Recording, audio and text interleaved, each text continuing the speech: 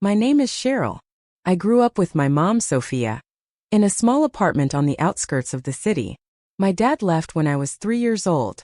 He didn't leave much behind, just a blurry memory and a lot of unanswered questions. My mom never spoke badly of him, but the sadness in her eyes whenever his name was mentioned said it all. It was just the two of us, and she worked very hard to give me everything I needed. She worked long hours even on weekends. Sometimes I'd come home from school and find her asleep on the sofa, still in her work clothes, too tired to make it to bed. That was our life. Simple, sometimes difficult, but always full of love. Seeing my mom's sacrifice so much ignited something in me. I wanted to achieve something important and make her proud. While other kids went to parties, I focused on my studies. My effort paid off. I earned a scholarship to study at State College. When I received my acceptance letter, my mom cried with happiness. "You did it, honey," she said, hugging me tightly. "You're going to go far, I know it." College was a whole new world.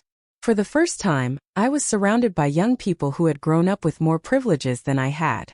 It was a bit of a shock, but I didn't let it affect me. I used it as motivation to work even harder. I graduated with honors. When I crossed the stage to receive my diploma, my mom was the one who applauded the loudest. The pride in my mom's eyes made all the effort worthwhile. But that was just the beginning. With my degree in hand, I was ready to face whatever came next. I got a job as an economist at a large company in the city. It was time to start a new chapter. "Call me every week, okay?" Mom said as she helped me pack my old car. "And don't forget to eat your vegetables." I laughed and hugged her tightly. "I promise, Mom. I'll make you proud." Life in the city was fast and busy. I worked hard, determined to prove myself. The long nights, early mornings, and endless spreadsheets became my routine. It was exhausting, but I loved the challenge. After just 3 years, I got a big promotion. "Wow, Cheryl," said my coworker Charles when I told him the news. "We have to celebrate. Drinks are on me tonight." I couldn't say no. That night, a group of us went to Charles's favorite bar. The music was loud, the drinks kept coming, and for the first time in a long time, I allowed myself to relax. That's when I saw him. Tall, dark-haired, with a smile that could light up the whole room. He was at the bar, and our eyes met over my glass. Before I knew it, he was walking towards me. "I'm Jerry," he said, extending his hand. "You look like you're celebrating something." I smiled, still excited about my promotion and maybe a little tipsy. "Big promotion," I replied. "I'm Cheryl, by the way." We talked all night. Jerry was charming, funny, and genuinely interested in what I had to say. By the time we exchanged numbers, I was already smitten. A week later, we had our first date. Then another and another. 7 months passed and I was head over heels in love with him.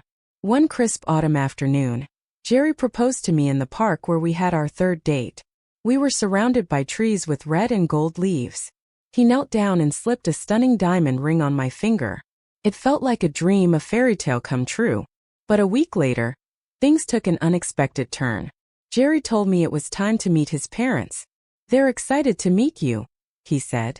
But something about his smile didn't seem quite right. I should have known something was up when we pulled up to a massive mansion. The lawn was perfectly manicured, and the cars were shiny and clearly expensive. This was serious money. "Your parents live here?" I asked quietly. Jerry just nodded and led me to the front door. Before we could knock, the door opened and an older couple appeared. They looked like they had stepped out of a glossy magazine. "Cheryl, these are my parents, Timothy and Janice," Jerry said. They gave me polite smiles, and I thought I detected a slight Italian accent. Inside the house, everything looked like a museum. There were antique furniture, priceless works of art, and portraits of serious-looking men and women in elegant, old-fashioned clothing. "Our ancestors," Janice said, noticing my gaze. She pointed to a man with a particularly somber countenance. This one was a count in the royal court. I nodded, feeling completely out of place. This wasn't my world. I felt like I had stepped into another universe. "Dinner is served," Timothy said, leading us to a dining room so large it looked like it belonged in a palace. There were about 30 people. I sat down and stared at the cutlery in front of me. Forks and spoons of all shapes and sizes. It looked like a gleaming minefield. When the first course arrived, I froze. Which fork was I supposed to use? I looked at Jerry and panic started to rise in my chest. He gave me a small smile and nodded towards the outermost fork. I picked it up, feeling like a child pretending to be an adult. The whole time I could feel Timothy and Janice's eyes on me. Their stares weren't overtly rude, but I felt their judgment. I felt out of place and ashamed, like I didn't belong there. As I struggled to finish the meal, my mind drifted to my mom and our small kitchen table. We used to eat quick dinners and laugh about our day. I missed that warmth, that comfort. When the main course arrived, Janice stared at me with her piercing eyes. "So Cheryl," she said in a voice that sounded sweet but wasn't, "tell us about your family. What do your parents do?" I swallowed hard and felt my face flush. "Well, I was raised by my mom. She's a waitress." "And your father?" Timothy asked, raising an eyebrow. He left when I was 3. I don't really remember him," I said quietly, barely above a whisper. The silence that followed felt unbearable. Then Janice pushed her chair back with a loud screech and stood up. "This is unacceptable," she said, her Italian accent thickening as her anger grew. "Jerry darling, you can't be serious about this girl," she said, words that hit me like a slap. "Mother, please," Jerry started, but Janice cut him off. "We disapprove vehemently," Janice said. "We are of an old Italian family. We have a reputation to uphold. We cannot allow our only son to marry someone from the streets, someone with no pedigree and proper origins." Timothy nodded in agreement. "Indeed. We expect our son to marry an equal, someone who can trace their lineage back at least 7 generations." She turned to me, her gaze icy. "Tell me, Cheryl, can you name your great-great-grandparents?" I sat there stunned, my mouth open but no words coming out. Finally, I managed to say, "I know my mom's parents' names, but beyond that." Timothy rolled his eyes so hard I thought they might fall out of his head. "I suspected as much," he said with disdain. "No sense of heritage, no respect for lineage. That's enough." Jerry's voice broke the tension. "Cheryl is kind, intelligent, and hardworking. I love her and I'm going to marry her. I don't need your approval." His words filled me with warmth, but Janice's icy reply quickly extinguished it. "Oh, you'll marry her," she said with a sneer. "But only if she agrees to our conditions." "Conditions?" I asked weakly. Timothy leaned forward, his cold eyes boring into mine. "If you are to be a part of this family, you must behave like one. Obey us, learn our customs, and do everything in your power to match our standing in society. Is that clear?" I looked at Jerry, hoping for support, but he just gave me an encouraging nod. "It's not so bad, Cheryl," he said. "They just want what's best for us." My head was spinning. This wasn't what I envisioned for my engagement. But I loved Jerry and I wanted it to work. So even though my gut was screaming at me, I nodded. "I understand. I'll do my best." Janice's lips curled into a smile that didn't reach her eyes. "Excellent. You can start by learning the history of our illustrious Italian lineage. It's important to know where you come from, after all." I wanted to tell her that I came from a loving home, with a mother who sacrificed everything for me. But instead I just nodded again. The weeks following that awkward dinner were a blur. My future in-laws decided I needed a complete transformation. "These are necessary," Janice announced one day, handing me a stack of brochures. "You'll need them if you wish to fit in with our circle." So, on top of my full-time job, I spent my evenings and weekends in endless classes. I learned to use 18 different kinds of forks, perfected the correct way to curtsy, and even mastered the intricate steps of a waltz. "Back straight, chin up," the dance instructor yelled as I stumbled through the movements. A society lady must always be elegant. I would arrive home completely exhausted, my feet aching, and my head overloaded with rules and etiquette. Then I'd open my wedding planner and realize I still had a mountain of things to do. One night my phone buzzed. It was Mom. Again. I took a deep breath before answering. Mom. Everything's fine," I said, forcing a cheerful tone. "Wedding plans are coming along nicely." "That's wonderful, honey," she replied.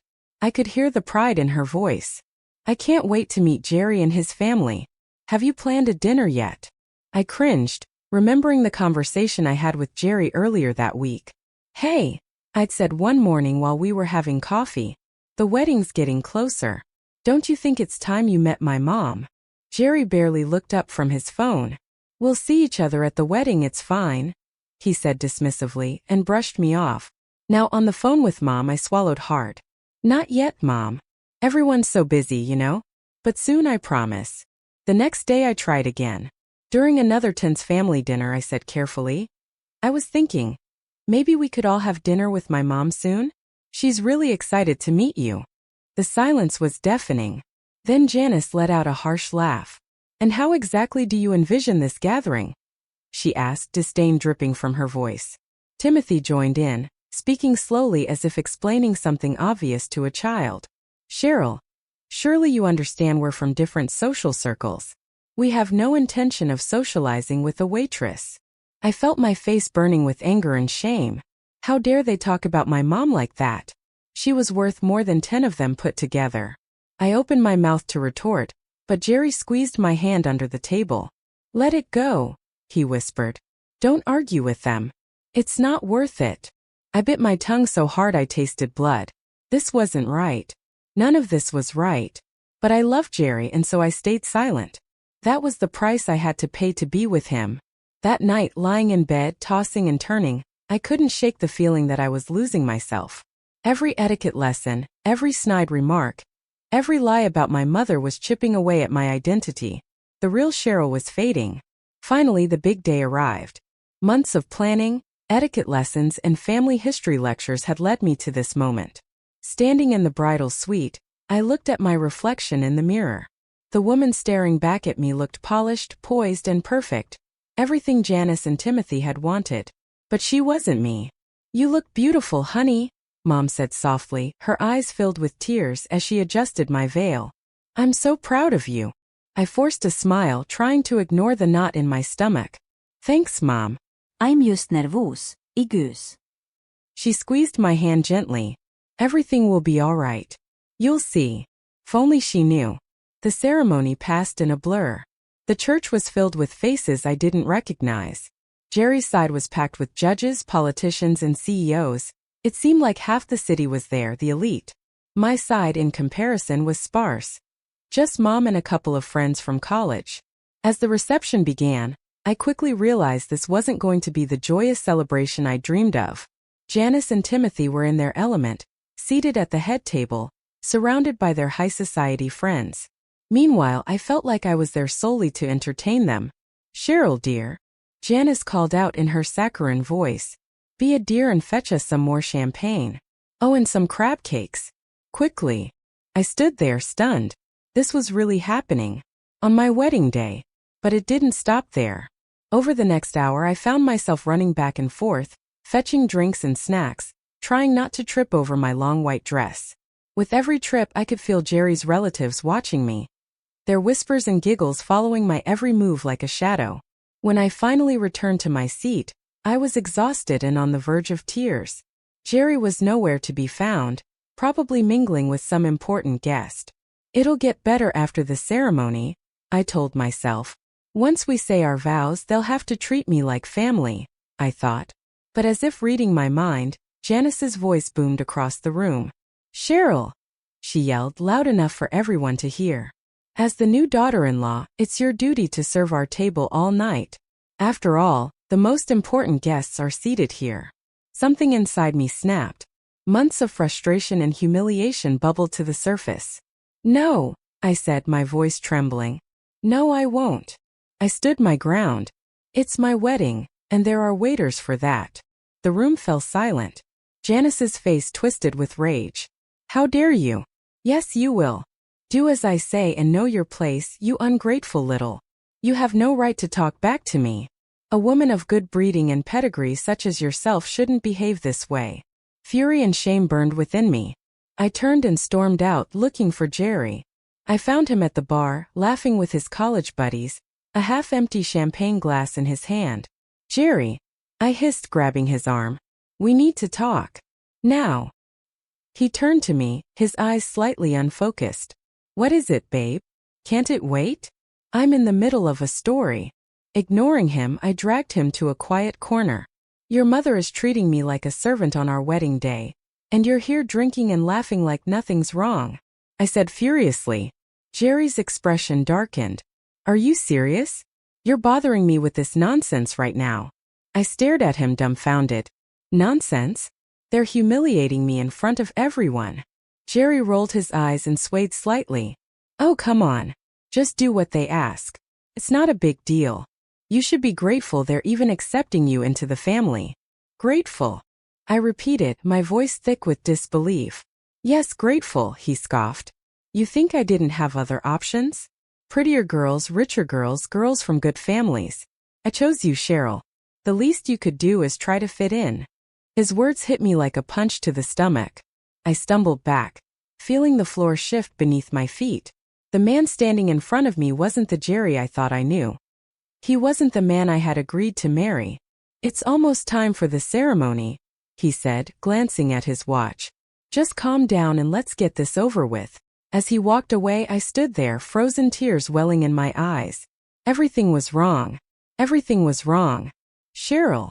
Mom's voice broke through my thoughts. Honey, what's wrong? I turned to her, and seeing the concern in her eyes, the tears began to fall.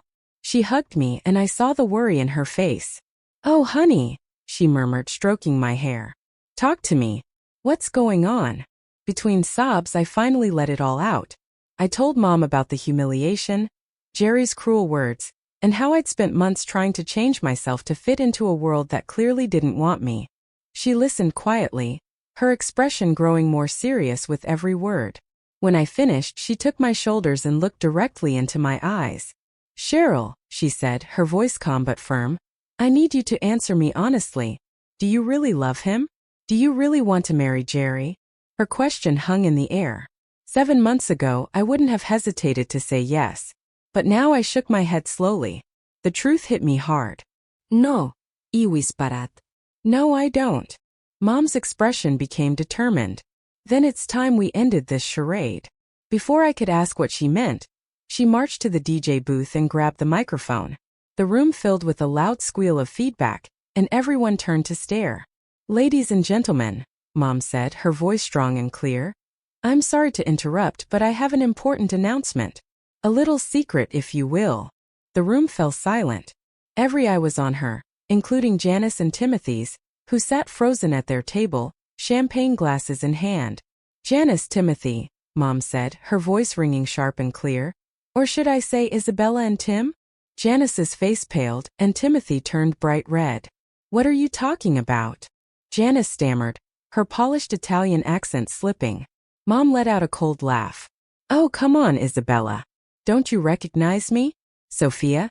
Edward Patano High. Class of '86. Murmurs began to ripple through the stunned crowd. That's right, Mom continued, her voice brimming with satisfaction. Your so-called noble hosts, the illustrious Yulis, are about as Italian as apple pie. Isabella was my classmate in our small hometown, and Timothy was the boy from the wrong side of the tracks who lived next door to us. The room erupted in whispers as Mom's words began to sink in. I watched in amazement as Janice and Timothy seemed to shrink in their seats, their carefully constructed image cracking before everyone's eyes. Mom stood tall, her eyes blazing. I knew exactly who they were the moment I walked in. I recognized their voices, Mom said with a playful wink. Though I must say that fancy Italian accent is new. Must have picked that up after the three of us moved to the big city to try and make something of ourselves. She paused to let her words sink in. Funny how things work out, isn't it? Me, I stayed true to myself. I'm just a regular, ordinary woman. But Isabella and Timmy reinvented themselves as Italian nobility. The room buzzed with hushed gasps and laughter. I watched as the faces of the guests began to register the truth about the Yuli family's carefully constructed image. You know what the real problem is? Mom said, her voice cutting through the noise like a knife. These people, who fabricated their entire history and lied about their roots to climb the social ladder, had the audacity to look down on my daughter, to humiliate her and treat her like she was some kind of fool. She turned to the crowd, her eyes blazing. Well, let me tell you something. There's nothing noble about lying. There's nothing noble about treating people like dirt. The only thing beneath anyone here is the behavior of those who think they're better than everyone else. The room fell silent. Slowly, heads began to turn toward Janice and Timothy. The admiration and respect they had once commanded had vanished, replaced with disdain and disgust. Janice and Timothy, their facade of perfection shattered, began to stammer excuses, their polished accents fading with every word. "It's not what you think," Janice shrieked, her voice now tinged with a Midwestern twang. "We just wanted to give our son a better life," Timothy added, his tone betraying a past far removed from luxury. Their pleas were ignored. Many of the guests who had admired the Yulee family for years now looked away in disgust. Years of lies and false appearances had crumbled in an instant. In the midst of the chaos, Jerry lunged toward me, his face red with rage. "You!" he shouted, jabbing a finger at me. "You've ruined everything. My life, my family's reputation. It's all ruined because of you." I stared at him. This man I once thought I loved now evoked nothing in me. There was no pain, no regret, just a profound sense of relief. I took a deep breath, the buzz of the ruined reception still swirling around me. In that moment I found a strength I didn't know I had. "Can I have your attention, please?" I said, my voice firm and strong. The room quieted, everyone looking at me. "There will be no wedding today." Murmurs and whispers rippled through the crowd, but I held my ground. "I've realized I made a mistake. I chose a man who was ashamed of where I came from. Someone who wanted me to change everything about myself just to fit into his world. I'm sorry I almost married someone so shallow and deceitful." With that, I reached up, pulled off my veil and let it fall to the floor. I turned to my mom, who was smiling at me with pride, and said, "Let's go home, Mom." The fallout from that day was swift and harsh. The Yulee family, once celebrated in high society, became the laughingstock of everyone. Overnight, the connections they had so carefully cultivated disappeared. Invitations stopped coming, and their so-called friends pretended not to know them. The last I heard, they sold their mansion and moved to another city, hoping to start over, far away from the lies everyone now knew. For me, life has a way of surprising you. A few months after the wedding I met Paul. He's a high school teacher from a working-class family like mine. On our first date, I told him everything about the Yulee family disaster. Instead of being put off, he laughed and said, "Sounds like you dodged a bullet." We've been dating ever since, taking things slow. His parents are kind, genuine people who welcomed me with open arms, no etiquette lessons or lectures on family lineage required. Just warmth and acceptance. I went back to my old job, working hard and earning respect the honest way. Mom and I are closer than ever. She's my hero, my